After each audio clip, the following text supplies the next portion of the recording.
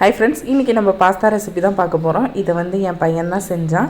அவன் எனக்கு ஹெல்ப் பண்ணுறேன் அப்படிங்கிற பேரில் இன்றைக்கி சாட்டர்டே லீவ் வேறுங்களா, வந்து ஒரே டார்ச்சர் தான்.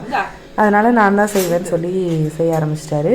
இந்த வானலில் ஆல்ரெடி 1 ஸ்பூன் ஆயில் இருக்குது. இது கூட வந்து 2 சொம்பு தண்ணி சேர்த்துக்கிட்டாங்க. கொஞ்சம் எடுக்கலாம்.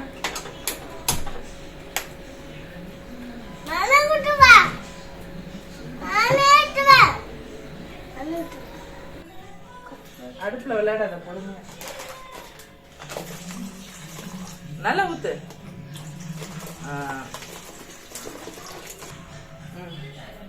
அதுக்கப்புறம் இதுக்கு தேவையான அளவுக்கு உப்பு சேர்த்துக்கலாம்.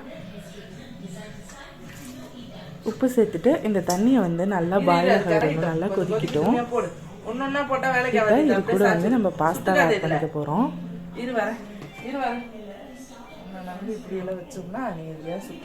தம்பிக்கு கையில் சுற்றுமோ அப்படின்னு சொல்லிட்டு அந்த நம்ம கைப்பிடி இருக்கு இல்லைங்களா, அதை வந்து இதில் வந்து பாஸ்தா ஃபுல்லாக ஆட் பண்ணிக்க போகிறோம்.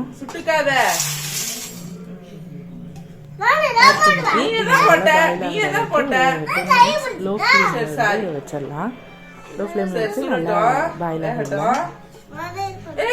இதெல்லாம் வந்துட்டு கட் பண்ணிடலாம். நான் பின்னாடி இருக்க பாத்திரம், விளக்கி வச்ச பாத்திரத்தெல்லாம் எடுத்து அந்தந்த ஸ்பேஸில் வந்து ஆர்கனைஸ் பண்ணிகிட்டு இருந்தேன். அப்போ இதுக்கப்புறம் பார்த்திங்கன்னா நல்லா பாயில் ஆகிடுச்சு. இதுக்கப்புறம் வந்து நம்ம இதை வந்து வடிகட்டி எடுக்க போகிறோம்.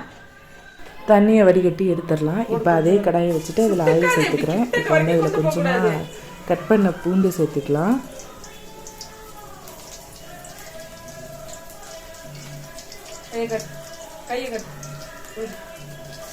எல்லாமே நான் தான் செய்வேன்னு ஒரு அடம் பிடிச்சி தான் இன்றைக்கி வந்து சமைச்சார். அதுக்கப்புறம் இந்த வெங்காயத்தை வந்துட்டு நம்ம ஆட் பண்ணிக்க போகிறோம். அவர் மேலே ஆயில் தெளிக்கவும் ரொம்ப பயந்துட்டார். அதுக்கப்புறம் திருப்பி சமைக்க ஆரம்பிச்சிட்டாரு.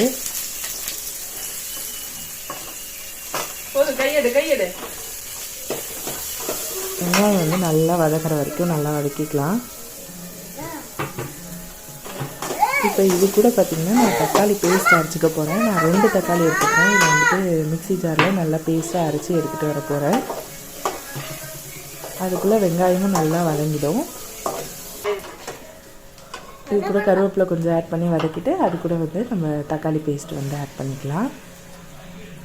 தக்காளி பேஸ்ட் ஆட் பண்ணதுக்கப்புறம் நம்ம மசாலா தூள்லாம் வந்து சேர்த்துக்கலாம். 1 ஸ்பூன் மஞ்சத்தூள், 1 ஸ்பூன் வந்து மிளகாய் தூள் சேர்த்துக்கலாம்.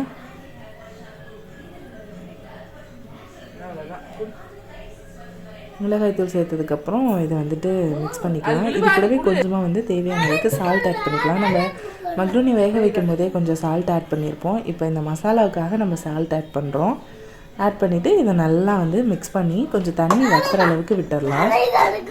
பச்சை வாசனைலாம் போகணும் இல்லைங்களா, அதனால் நல்லா வதங்கட்டும்.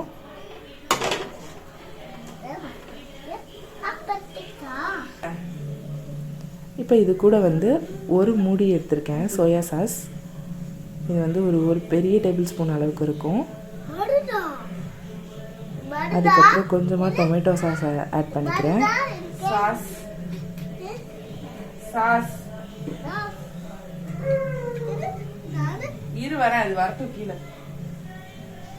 உங்களுக்கு சாஸ் சேர்க்க பிடிக்கலன்னா நீங்கள் கறி மசாலா தூள் வந்து ஆட் பண்ணிக்கலாம். கறி மசாலா தூளும் உங்கள் காரத்துக்கு தகுந்த மாதிரி ஆட் பண்ணிட்டு மிக்ஸ் பண்ணிங்கன்னா அது ஒரு மாதிரி டேஸ்ட்டாக இருக்கும்.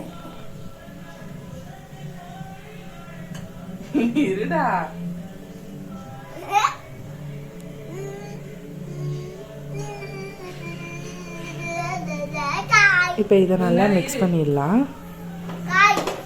மிக்ஸ் பண்ணிவிட்டு இப்போ இது கூட எக்ஸ்ட்ரா டேஸ்ட்டுக்காக நான் வந்து ஒரு 5-6 முந்திரியை வந்துட்டு அரைச்சி சேர்த்துக்க போகிறேன்.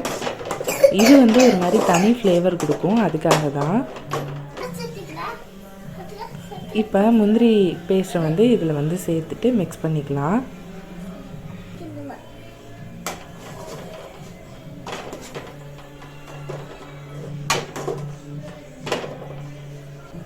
இந்த மாதிரி நல்லா ட்ரை ஆனதுக்கப்புறம் வேக வச்சு எடுத்து வச்சுருந்தேன் மக்ரூனியையும் இதில் சேர்த்துக்கலாம். சேர்த்துட்டு இதை நல்லா மிக்ஸ் பண்ணலாம். தம்பிக்கு மிக்ஸ் பண்ண வரல, பட் நான் தான் மிக்ஸ் பண்ணுவேன்னு ரொம்ப அடம் பிடிச்சாரு. அதுக்கப்புறம் நானே நல்லா மிக்ஸ் பண்ணி எடுத்து கொடுத்துட்டேன். அதுக்கப்புறம் சும்மா உட்காந்து மிக்ஸ் பண்ணுற மாதிரி ஆக்ஷன் பண்ணிகிட்டு இருந்தார்.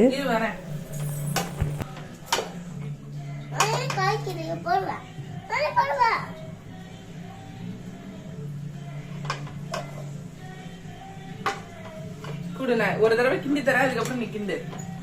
இது சொன்னா கேளுங்க, குடு. அதெல்லாம் நீ கீழே தள்ளி விட்டுருவ. இரு,